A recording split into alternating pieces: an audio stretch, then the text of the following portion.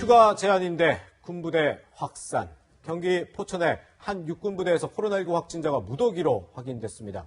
감염 경로가 불분명해 우려가 커지고 있습니다. 네, 국내 코로나19 관련 소식 설대우 중앙대 약학대학 교수님과 함께 짚어보겠습니다. 네, 교수님 일단 지금 우리 전국 확진자 상황 좀 살펴볼게요. 어제 하루 73명의 신규 확진자 발생했더라고요. 지금 연휴 기간은 쭉 두 자릿수 유지가 되고 있지만 역시나 검사 건수 생각하면 좀 마음을 놓을 수는 없는 상황인 거죠? 예, 그렇습니다. 이제 휴일과 그런 검사 건수가 평일에 한 35에서 50% 정도 됩니다. 예, 예. 네. 지난 9월 30일부터 보게 되면요, 국내 확진자가 93명에서부터 66명 쭉 내려오다가 47명까지 떨어지게 되는데요. 네. 오늘 이제 국내 확진자가 73명, 국내 발생이 63명이거든요. 약간 반등하는 양상을 보입니다. 네. 추석 연휴 기간에 대한 충분한 검사 숫자가 안 나왔기 때문에 예. 지금 이걸 가지고 판단하기는 이를 것 같고요. 아마 그렇군요. 숫자는 향후에 좀 늘어나지 않을까 생각이 되고 예, 추석 연휴에 있었던 여러 가지 상황을 고려한다고 하면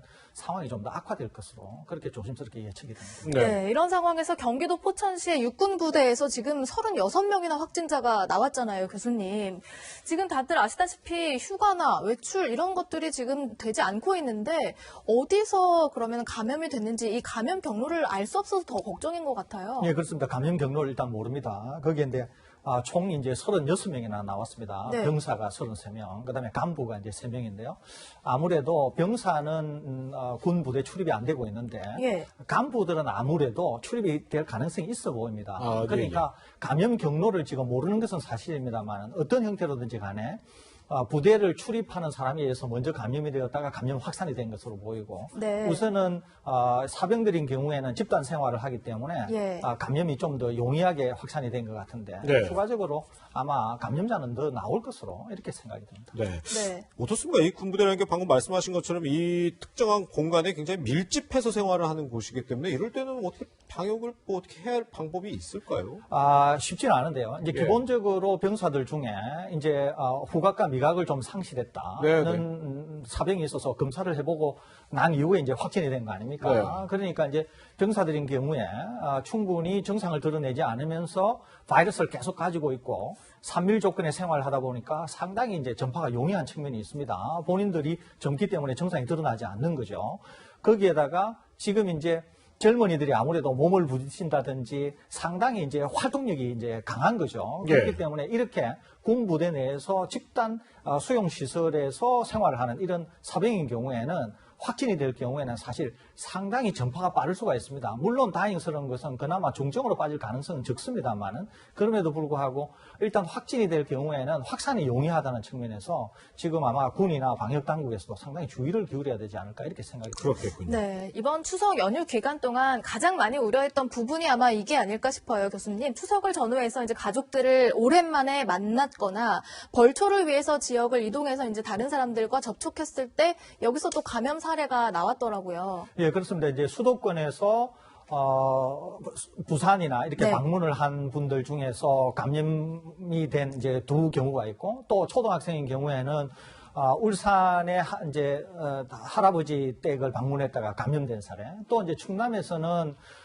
벌초 때문에 할아버지, 할머니, 아버지, 엄마, 자식들 모였는데 거기에 일가족이 감염되는 이런 사태들이 생겼거든요. 그러니까 네. 언제나 이제 모임을 자제하라 그랬는데 불효불급하게 모임을 한 상황에서 이제 감염이 된 사례가 있다는 거죠. 근데 아까 제가 말씀드린 것처럼 이번 연휴 기간에 충분한 검사 숫자, 모든 사람을 검사한 게 아닙니다. 예. 그런데 지금 우리가 알고 있는 것들이 이렇게 여러 곳에서 막 환자가 생겨가지고 국내에서 73명이나 확인이 됐다는 거죠. 예. 그러니까 검사 숫자가 더 많아지고 좀 더 많은 사례가 나오게 되면은 충분히 더 많은 확진자가 나올 가능성이 있기 때문에 향후에 상당히 예의주시해서 감염 확산이 어떻게 되는가 하는 걸 지켜봐야 될 것 같고 여러 가지 상황을 고려하건대는 우리가 보통 감염이 되면은 한 5일째 정도의 증상을 드러내거든요. 그걸 감안하다 보면은 이번 주 금토 정도에 환자가 나오게 되면은 대거 나올 가능성이 많습니다. 네. 그러다가 다음 주가 되면은 수목금토에 이제 본격적으로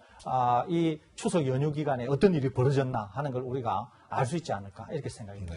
일단 확인된 귀성 귀경객으로 인한 감염 사례가 이렇게 보시다시피 많지는 않은데 이게 전부 다 이렇게 얘기할 수는 없다 그 얘기인 거죠. 그렇습니다. 거기에다 네네. 지금 우리가 알게 된 것 중에 하나는 요양병원에서도 적지 않은 감염이 있었습니다. 예, 예. 오위험군에게.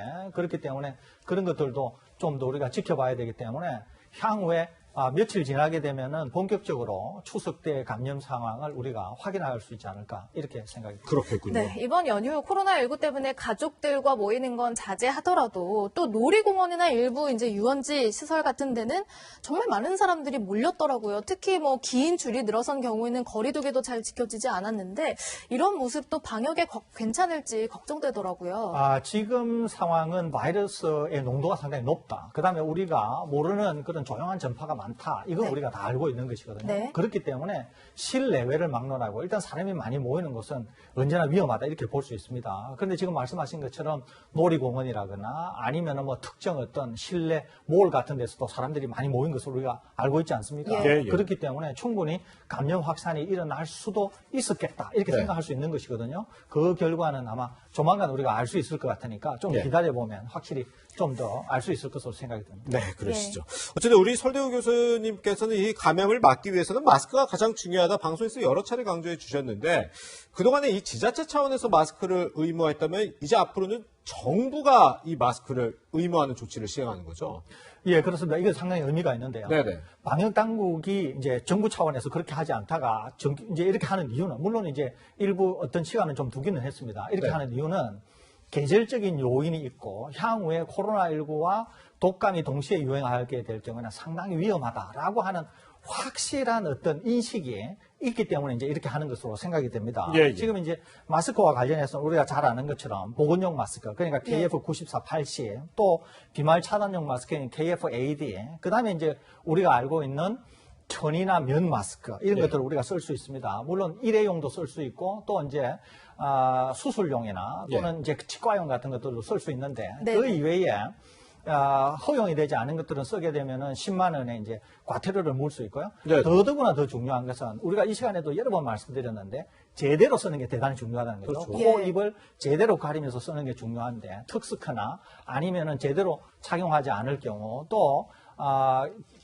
방금 말씀드린 이렇게 당국에서 권하는 마스크가 아닌 형태의 마스크를 착용하는 경우 이런 경우에는 과태료 부과 대상이 된다. 이 점 꼭 유의하셔야 될 것으로 생각합니다. 네, 예. 방금 전에도 그래픽으로 확인을 해봤지만 스카프나 옷으로 가리는 건 안 된다는 건 알겠어요. 턱스크도 그동안 많이 나와서 알겠는데 저런 망사형이나 뭐 앞에 밸브가 달린 마스크도 과태료 부과 대상이라는 거죠? 예, 그렇습니다. 이제 마스크 밸브가 달려있는 이런 것들은 확실히 감염 차단이 확실히 된다. 이렇게 보기는 좀 곤란할 것 같고요. 망사형 그래요? 마스크는 뭐 전혀 이제 방역 차단이 안 되기 때문에 이런 것들은 당국에서 단속하겠다. 이렇게 보는 것으로 생각이 됩니다. 네. 어쨌든 이제 전 국민이 마스크를 껴야 되는데 일부는 좀 예외 대상도 있더라고요. 예, 그렇습니다. 그러니까 이제 본인이 어떤 질병을 앓고 있어서 호흡이 곤란한 경우 네. 또는 이제 너무 어린아이가 마스크를 제대로 착용하기 어려운 경우 또 이제 방역 당국에서 생각할 때 충분히 설명 가능하고 허용이 되는 그런 분들에게는 과태료 부과가 대상이 안 되지만 그러지 않은 분들은 과태료 부과 대상이 되기 때문에 본인 자신을 위해서 또 에티켓이라고 하는 측면에서 또 방역에 협조한다는 관점에서 아마 이 마스크 착용을 제대로 하셔야 되지 않을까 이렇게 생각이 듭니다. 네.